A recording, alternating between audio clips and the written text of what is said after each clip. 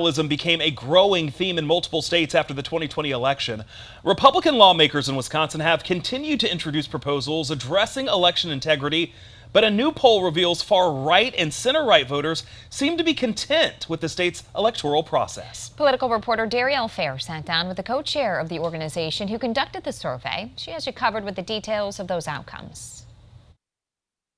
Wisconsin Republicans and conservative-leaning independents have confidence in how the state's elections are administered, according to a study released by the Secure Elections Project. When asked to rank the issues they cared about most in order of preference, improving election integrity ranked third among their list of priorities, and increasing voter access for every eligible voter ranked number 4. In the last election this group of voters participated in, about 85% of them cast their ballot in person prior to or on Election Day.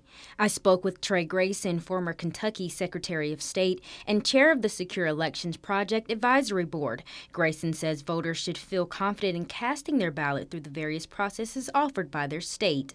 But the challenge lies in how voters perceive in-person and absentee voting. One of the trends that we've seen really since 2020, we didn't see this so much beforehand, was a partisan split in how people are choosing to vote. Traditionally, as states, and almost every state in the country has moved away from excuse-based election day voting. Grayson says election officials should make sure that they are informing people of the safeguards present in both processes. There's all these jurisdictions by county, by city, by township, municipality.